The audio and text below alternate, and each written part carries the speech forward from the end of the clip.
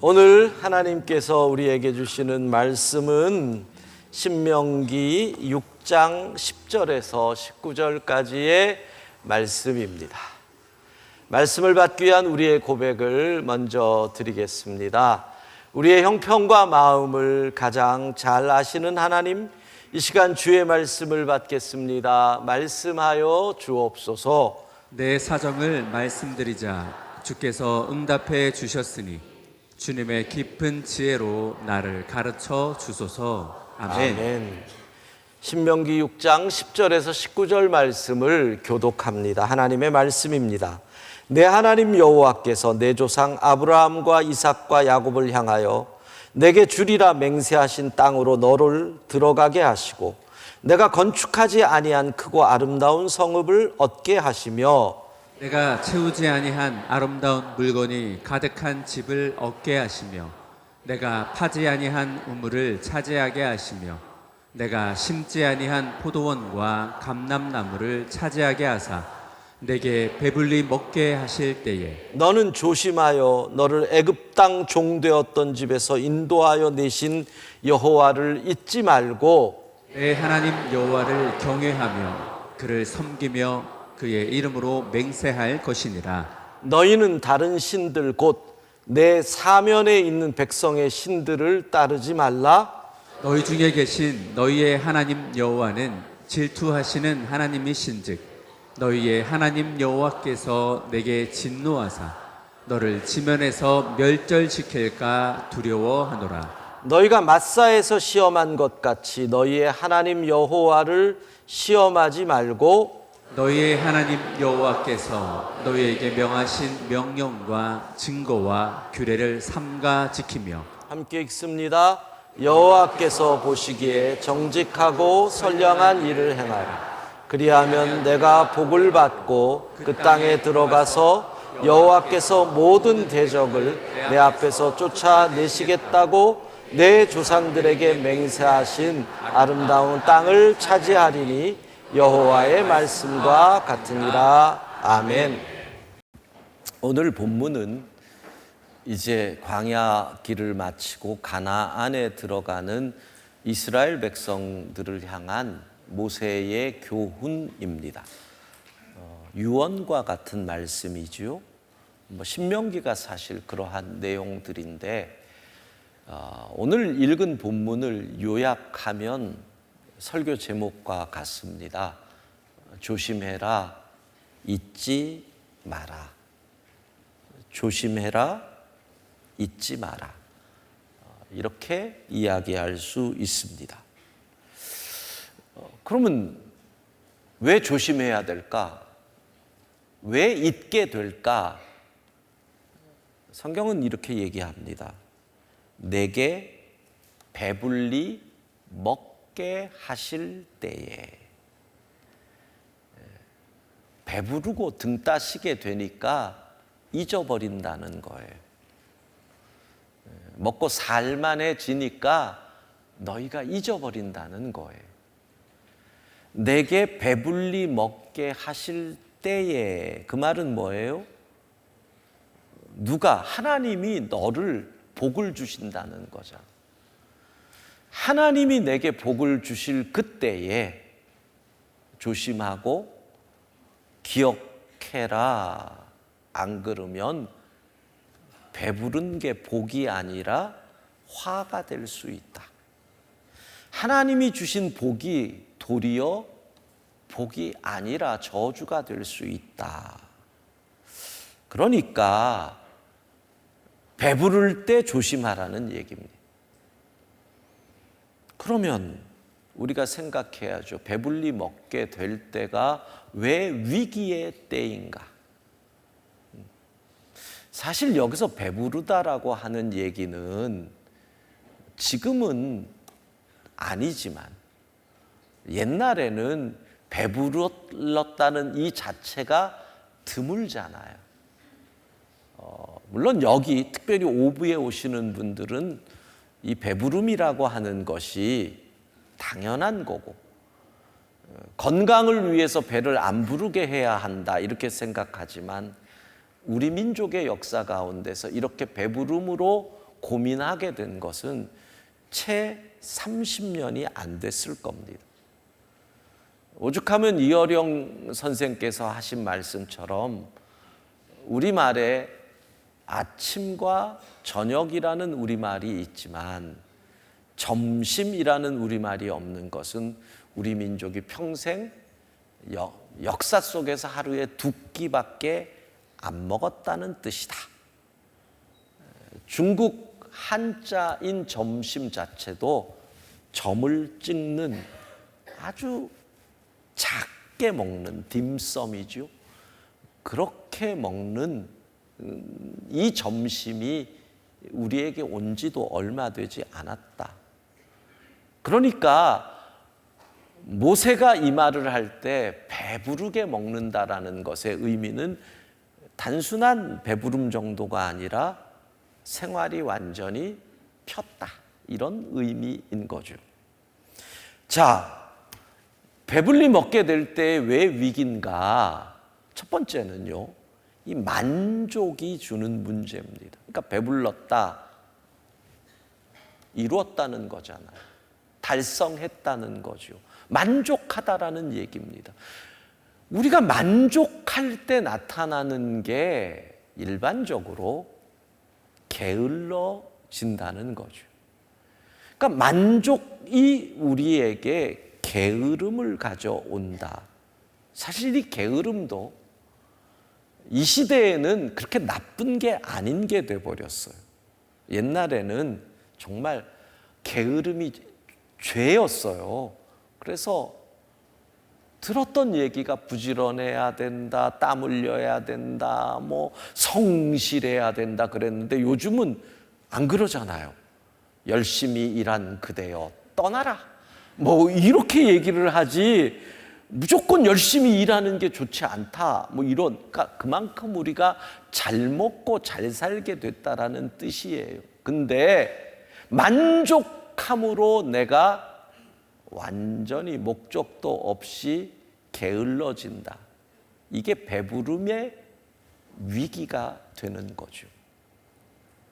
두 번째, 배부름이 위기가 되는 이유는 목표를 상실하게 되기 때문에 그렇습니다. 목표를 이뤘어요. 자, 이스라엘 백성들 생각해 보세요. 그들은 거의 광야에서 태어났어요. 그리고 그들은 거의 뭐냐면 광야에서 자랐어요. 태어나지 않은 사람들도. 그러니까 광야에서 끊임없이 들었던 얘기가 뭐겠어요? 가나안에 들어가면 된다. 가나안에 들어가면 모든 게 해결된다. 그러니까 가나안이 만병통치였고, 가나안이 그들의 인생의 목적이었고, 가나안에 되면 모든 게 잘 된다고 아마 생각했을 거예요. 비슷한 예인지는 모르지만 제가 초등학교와 중학교를 다니던 1970년대 학교 선생님이, 전에도 한번 말씀드렸지만 1980년도 우리나라의 목표는 국민소득 1000불, 수출 목표 100억 불, 끊임없이 그 얘기를 하셨어요. 학교에서도. 그래서 저는 100억 불이 뭔지도, 뭐 국민소득 1000불이 뭔지도 모르지만 1980년이 되면 우리나라가 파라다이스가 되는 줄 알았어요. 모든 문제가 해결되는 줄 알았어요. 근데 1978년인가 이미 그 목표를 달성했는데도 이 나라는 지금껏 국민소득이 3만 불이 넘어가도 지금껏 파라다이스가 되지를 못했어요. 그러니까 그 목표라는 게 그만큼 던져주는 거죠. 소망을 던져주는 거죠. 이때가 되면 된다. 근데 그때가 왔어요. 그랬더니 가나안에 들어왔어요.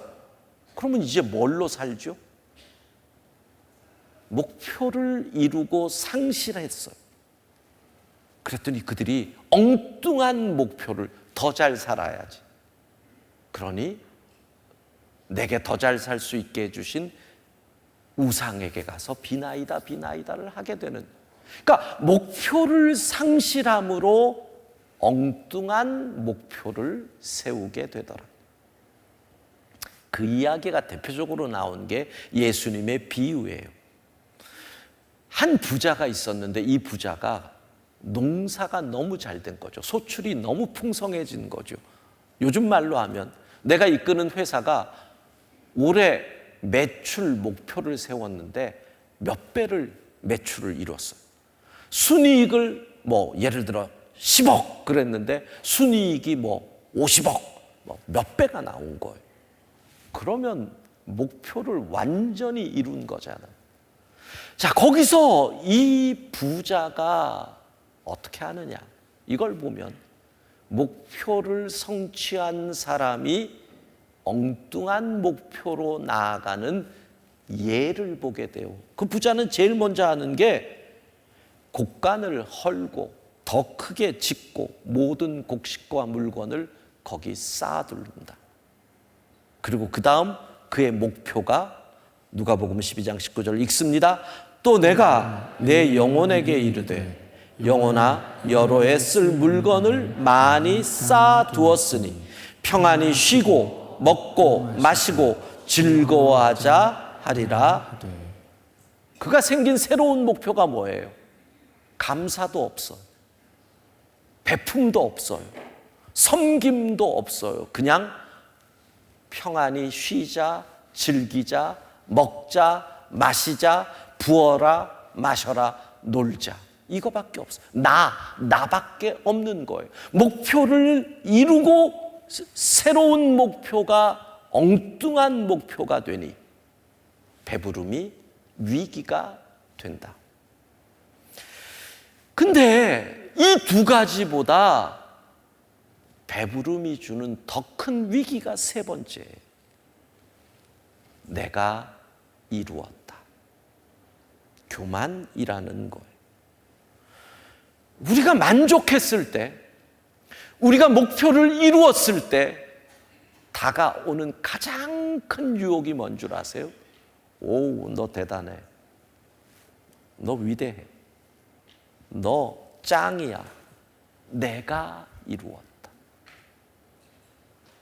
오늘 본문이 바로 그 얘기하는 거거든요. 신명기 6장 10절 후반부터 보면 하나님께서 이스라엘 백성의 가나안에 들어가게 하시고 복을 주신다는 내용이 나와요. 10절 후반부부터 11절 같이 읽습니다.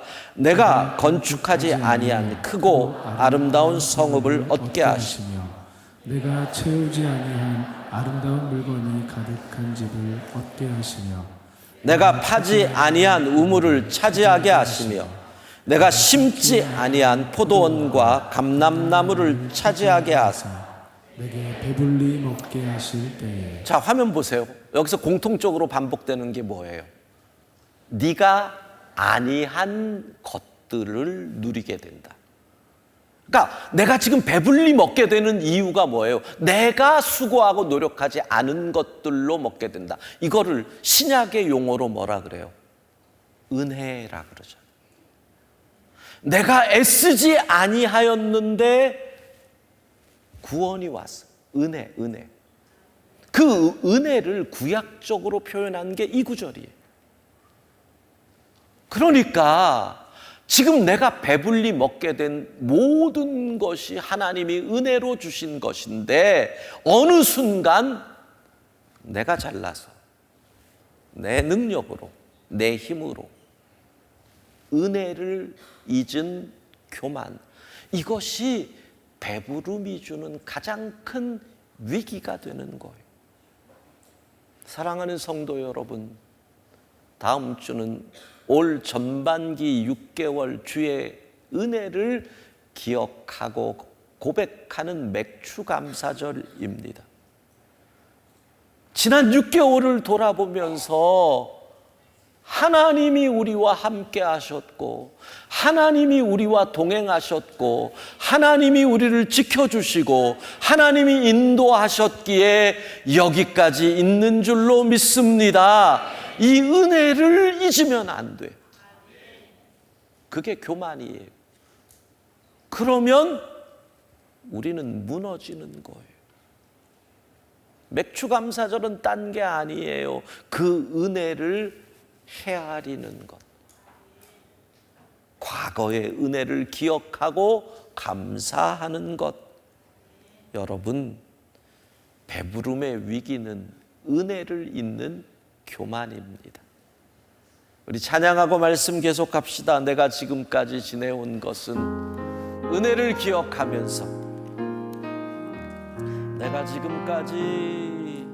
내가 지금까지 지내온 것은 주의 은혜라 주의 은혜라 주의 은혜라 지금까지 지내온 것은 주의 은혜라 주의 은혜라 주의 은혜라 지금까지 지내온 것은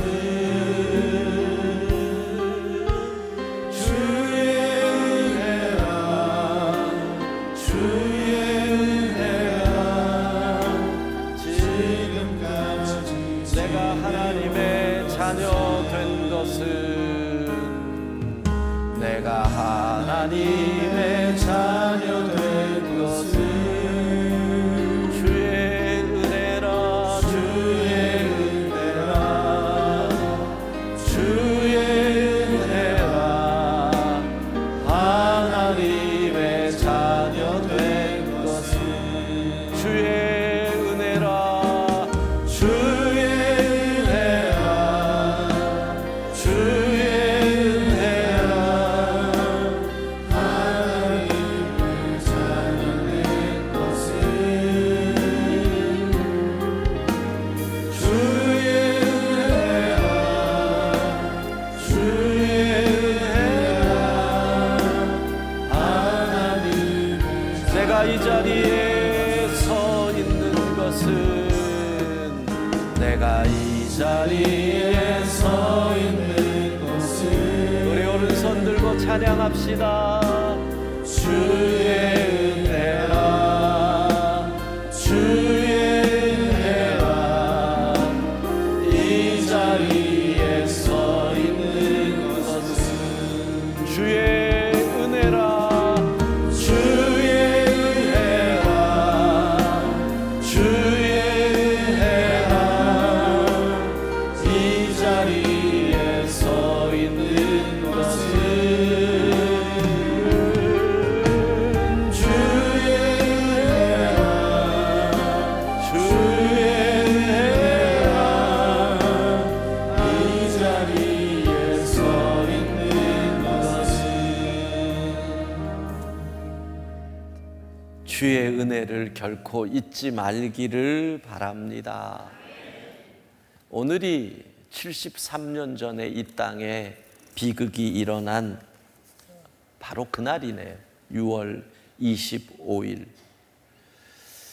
6.25는 인류의 역사에서 이데올로기로 인하여 전쟁이 일어난 최초의 최악의 비극이라고 할 수 있습니다. 그 이전의 역사에서 1차 세계대전 같은 경우는 오스트리아 제국 황태자가 사라예보에서 총을 맞았다. 이런 것이 1차 세계대전이 일어나고 2차 세계대전 같은 경우는 독일 히틀러 정권이 사실은 1차 대전의 패배로 인한 완전히 나라가 무너지는 상황 속에서 이 일종의 복수라고 해야 될까요? 이런 2차 세계대전. 그런데 6.25는 이게 이데올로기, 이념 때문에 전쟁이 생기죠. 엄청난 피해를 입습니다. 73년 전 이 전쟁으로 인해서 우리 국군 전사자가 14만 6천 명이 넘고요. 유엔군 전사자가 36,837명입니다. 여러분 생각해 보십시오. 제가 95년도에 미국에 갔는데 우연히 만난 백인들, 공부하는 클래스에서 만난 친구들, 사우스 코리아가 어딘지 모르는 애들 무지 많았습니다. 95년도에도 대한민국을 모르던 미국인들이 얼마나 많았는데 1950년에 그 땅에 온 유엔군 가운데서 조선이 어디 있는지 알고 온 사람이 몇 명이나 됐겠습니까? 국군 부상자가 71만 명이 넘고요. 1950년대 후반, 60년대 초반 우리 민족의 얘기를 들으면 상위 군인들이 얼마나 횡포를 부렸는지 모르. 전쟁에서 팔, 다리가 없는 분들이 목발을 짚고 다니면서 가게에서 횡포를 부리며 내가 나라 위에 이렇게 했는데 이것도 못 주냐. 이런 일이 정말 많았어. 부상을 입은 유엔군이 11,580명. 국군 가운데 실종된 분 다 돌아가셨겠죠. 근데 군번줄 못 발견하고 43,572명, 유엔군 1,554명. 중고등학생들이 나라 지키겠다고 학도 의용군으로 352개 학교에서 수많은 우리의 자녀들이, 여러분 고등학생들이 총 들고 뛰어들었습니다. 그때 희생당한 학도 의용군만 2,022명입니다. 북으로 납치당한 사람이 8만 5천 명이 되고, 그리고 행방불명자로 있는 분이 지금까지 30만 명이 다 돌아가셨겠죠. 민간인 부상자가 22만 9천 명이 넘고, 전쟁으로 남편을 잃고 미망인이 된 분이 50만이 넘습니다. 고아가 5만 9천 명. 남쪽으로 넘어온 피난민이 61만 8천 명. 그때 대한민국 인구가 얼마입니까?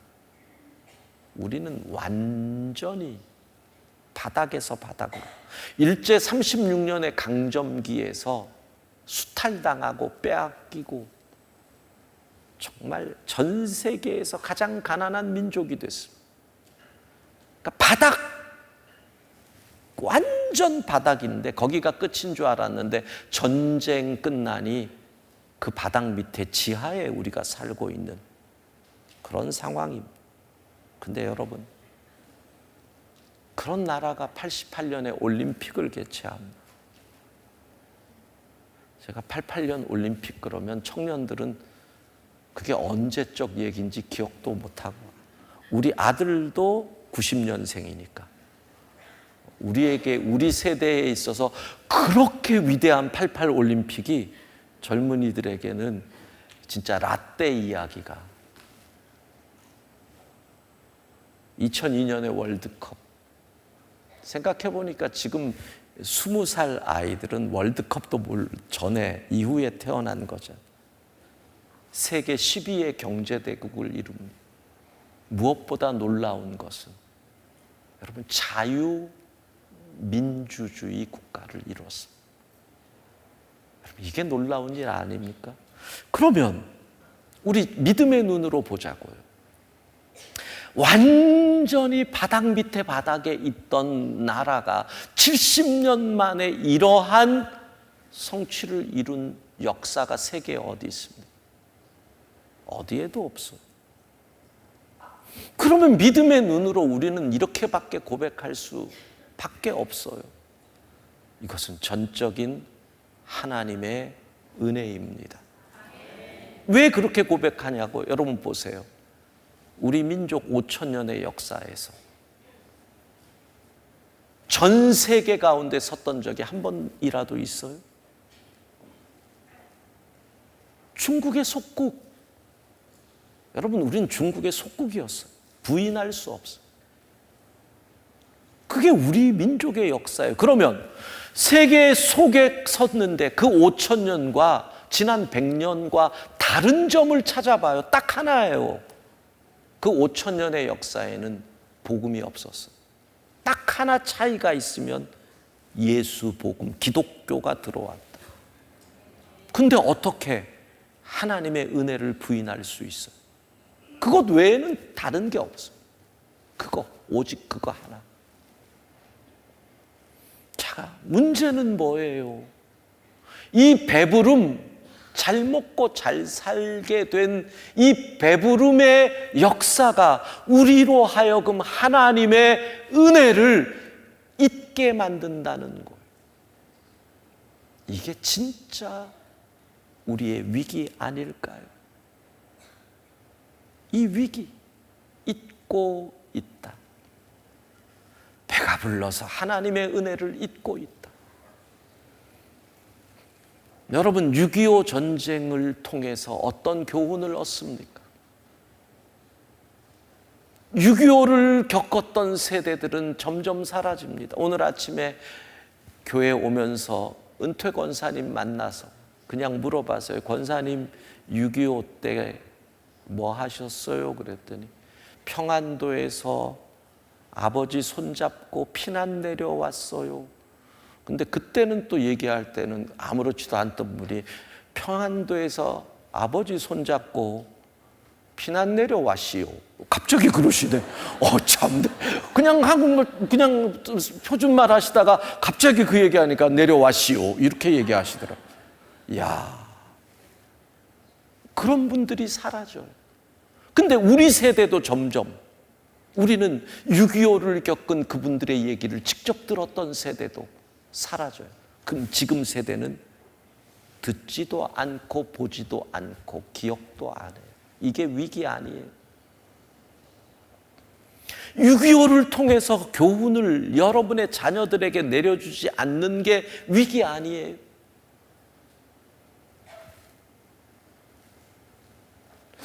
한 10몇 년 전인가 학교에서, 초등학교에서 선생님이 아이에게 물었대요. 혹시 할아버지한테 6.25 전쟁 이야기 들은 6.25 때가 돼서 아이 있느냐 그랬더니 어떤 애가 우리 할아버지한테 들었어요.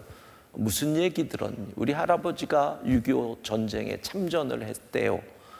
그랬는데 전쟁을 하는데 할아버지가 참호에게 이렇게 지키고 있는데 그 참호에 딱 할아버지 혼자였는데 저쪽에 북한군이 한 10몇 명이 올라와서 이제 난 죽었구나 이러고 있는데 수류탄 2발 그리고 실탄 12발 딱 있었는데 10몇 명이 올라오니 여러분 이거 총 쏜다고 안 맞거든요. 베트남 전쟁 때 뭐 정확하지 않은데 이 실탄 소비된 거 하면 몇만 발의 베트콩 한 명이래. 그러니까 이게 총 쏠 때 다 보면 뭐 영화에서니까 이러지 대부분 이런데요. 이렇게 쏜다. 그게 맞을 리가 없잖아요. 그런데 우리 할아버지가 또 보니까 누가 먹다 남은 소주가 한 병 있더라는 거예요. 이왕 죽는 거 소주를 펄컥펄컥 마시고 그리고 수류탄 2발 던지고 빵빵빵 쐈는데 나중에 보니까 몇 명 쓰러져 있고 몇 명 도망가고 그래서 살았다. 할아버지 얘기를 하는 거예요. 선생님이 물었대요. 그러면 너는 그 할아버지 얘기를 통해서 어떤 교훈을 얻었니? 그랬더니 얘가 할아버지가 술 취했을 때는 절대 그 앞에서 얼쩡거리면 안 된다. 언제 어떻게 될지 모른다. 웃으라고 하는. 교훈을 얻어야죠. 교훈을. 6.25를 통해서 우리가 교훈을 얻어야죠. 저는 이 비극을 통해서 우리 그리스도인들이 얻은 가장 큰 교훈은 공산주의의 실체를 알게 되었다. 여러분 이거 잊으시면 안 돼요. 공산주의는 하나의 이론이 아니고 철학이 아니고 공산주의는 실체예요. 그리고 그 실체는 하나님을 믿는 우리 그리스도인들과 결코 용납할 수 없는 실체입니다. 공산주의는 인간이 수단이지, 도구지, 인간이 목적이 되지 않습니다. 그러니까 100만의 생명이 날아가도 목적을 위해서 가능한 것. 중국에서 일어나는 일들을 보십시오. 그게 공산주의.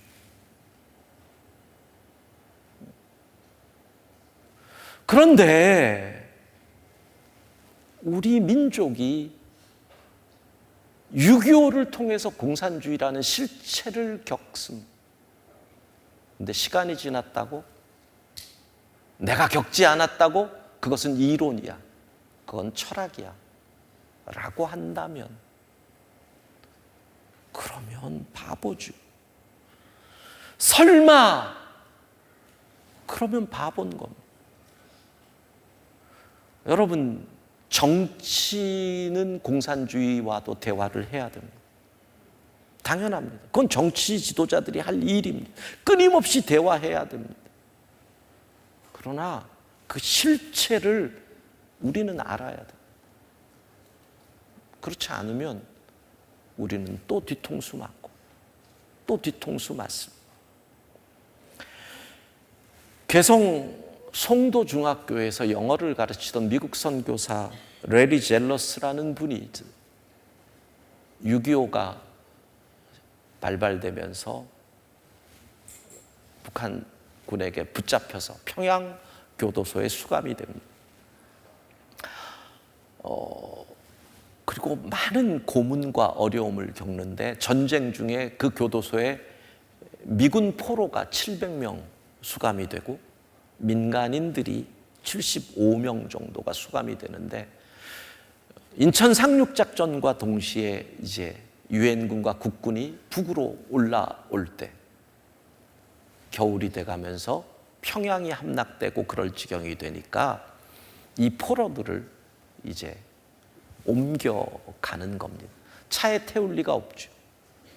여름에 붙잡혔기 때문에 대부분 얇은 옷을 입고 많은 고문과 먹지도 못한 가운데 지쳐있는 이 포로들 그냥 끌고 중강진을 거쳐서 갑니다. 중강진, 우리나라에서 가장 추운 곳 200km를 걸어갔다고 합니다.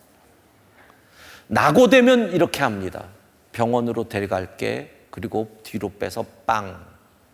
500명이 그렇게 죽었답니다. 민간인 20여 명이 그렇게 죽었습니다. 그리고 이분이 목적지에 도착합니다. 종전 후에 시베리아를 거쳐 모스크바를 거쳐 미국으로 돌아가게 됩니다. 2007년까지 생존해 계셨던 이분이 쓴 책이 적의 손아귀에서, 한국전 포로 어느 선교사가 적은 200km의 죽음의 행진. 그 책에서 이렇게 이야기를 합니다. 내게 고통을 준 공산주의자들에 대한 분노는 사라졌다. 그러나 공산주의라는 제도를 향한 분노는 사라지지 않냐. 그것은 엄청난 수의 사람들을 통제하는 제도일 뿐이다. 속지 마세요. 그 제도 가운데서 우리의 자유는 없습니다. 사랑하는 성도 여러분, 혹시 오늘 설교가 좀 여러분에게 불편할 수도 있습니다. 좀 극우인가요? 그렇지 않습니다. 그러나 정확히 알아야죠. 현재의 복을 누릴 때 우리가 잊지 말아야 할 것은 과거의 은혜입니다. 은혜입니다. 과거의 은혜를 기억하면 현재 할 일은 감사합니다. 그러면 그 다음은 뭡니까? 그 은혜를 보답하기 위한 선택이 미래에 우리가 할 일이죠. 봉사와 섬김. 그때 가나안에 주신 그 복은 미래에도 계속되는 줄로 믿습니다. 과거를 잊지 말자. 현재를 감사하자. 봉사와 섬김으로 미래를 살자. 맥주감사절을 앞둔 우리에게 주시는 주의 말씀, 6.25 73주년을 맞이한 우리에게 주님이 하시는 말씀, 잊지 마라, 감사하라, 봉사하며 미래를 사는 우리 모두가 되기를 소망합니다.